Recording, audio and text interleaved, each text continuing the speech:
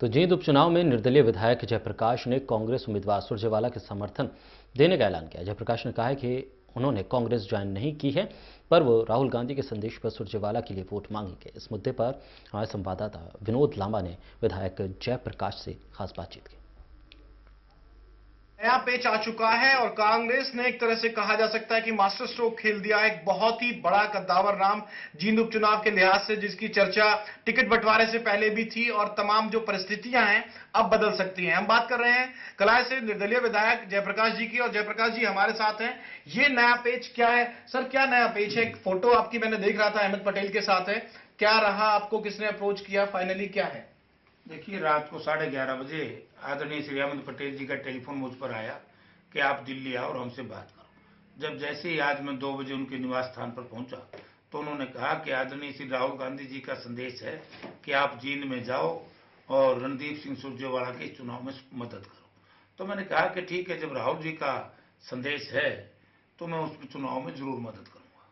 तो ये मुलाकात कब हुई आपकी? ये बात हुई थी रात को?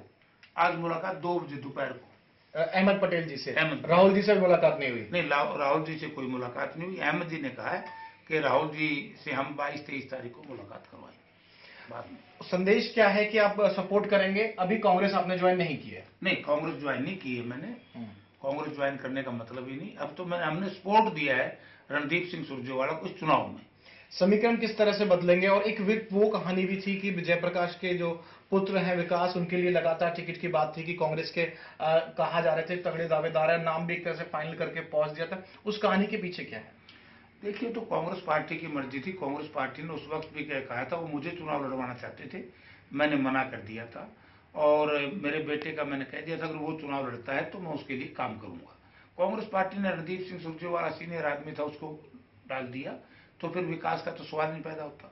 अब रणदीप सिंह सुरजेवाला की मैंने मेरे साथियों से विचार विमर्श करके ये फैसला लिया कि अपने इलाके का है और इसको मदद करेंगे। उसको मदद करेंगे तो किस तरह से आपकी भूमिका रहेगी? क्या रिस्पॉन्सिबिलिटी दी है? अगर आपने सपोर्ट करने का फैसला कर ही लिया है, अहमद पटेल साहब से आपकी मुलाकात हो चुकी है, किस तरह से रहेगा? क्या शेड्यूल रहेगा आपका?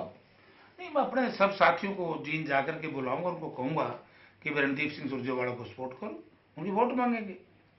एक आखिरी सवाल जयप्रकाश जी, मैं ये पूछना चाहता हूं कि जिस तरह की परिस्थितियां हैं, तमाम हैवी वेट हैं, ठीक है, आपके आने से निश्चित तौर पर कुछ ना कुछ वजन तो बढ़ेगा रणदीप सुरजेवाला की दावेदारी को लेकर, लेकिन बाकी आकलन किस तरह से करते हैं? क्योंकि उस क्षेत्र से आप जुड़े भी रहे हैं, वहां दिग्विजय को भी हल्के में नहीं ले सकते और बीजेपी के साथ पूरी सरकार खड़ी हुई है और आज तो खुद मुख्यमंत्री प्रचार करने पहुंच गए हैं और कंडेला जो खाप है उसको मनाने की कोशिश कर रहे हैं, खासतौर से टेकराम कंडेला जो थे। देखिए, टेकराम कंडेला जी का अपना अलग से अस्तित्व, वो मानेंगे नहीं मानेंगे। वैसे तो सरवखाप पंचायत के अध्यक्ष है। सरवखाप पंचायत ने राजनीतिक मामलों में दखलंदाजी नहीं करनी चाहिए, लेकिन वो व्यक्तिगत तौर से कुछ करेंगे तो मैं उसमें कह नहीं सकता। वो कंडेला जी का अपना वो है। लेकिन मैं ये कह सकता हूं कि हमारे ग्रुप के समर्थन के बाद, उसकी सपोर्ट के बाद निश्चित तौर पर रणदीप सिंह सुरजेवाला बहुत मजबूत होकर के निकलेंगे। दिग्विजय से फाइट होगी अब आपके साथ जुड़ने के बाद? जिस तरह से मैंने कहा कि कुछ मजबूती तो मिलेगी, या फिर अभी भी बीजेपी को रेस में देखते हैं आप? नहीं, रेस वेस राजनीति में कुछ नहीं होती, घोड़ों की रेस थोड़ी है। ये जिसके साथ जन समर्थन ज्यादा होगा वही जीत जाएगा। तो रणदीप सिंह सुरजेवाला हमारे साथियों के समर्थन के बाद जिस तरीके से कांग्रेस पार्टी के सभी आला और बड़े अफसर नेता लगे हुए हैं, तो उनके बाद मैं समझता हूं कि रणदीप सिंह जरूर चुनाव जीत करके जाएंगे। एक आखिरी सवाल, जिस तरह का एक आपने संदेश मान लिया, बड़े नेताओं का संदेश आया, ऐसा कयास तो लगाया जाएगा, हमारा पूछना तो बनता है, आप भले ही पत्ते खोले या ना खोले, तो 2019 का जब ऑफिशियली चुनाव हो जाएगा तो जेपी साहब जा सकते हैं पंजे के साथ?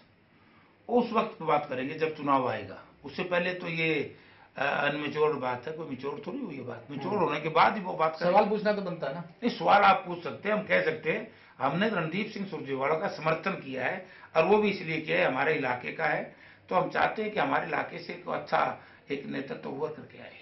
हमसे बातचीत करने के लिए शुक्रिया। तो जेपी साहब का साफ कहना है कि जो संदेश आया था उन पे उन्होंने तुरंत रिस्पांस किया और उस रिस्पांस का नतीजा ये है कि अब ट्विस्ट आएगा और जेपी साहब जींद में रणदीप सिंह सुरजेवाला कांग्रेस के उम्मीदवार का मदद करेंगे और उनके लिए वोट भी मांगेंगे। Vinod Lamba, total news, Delhi.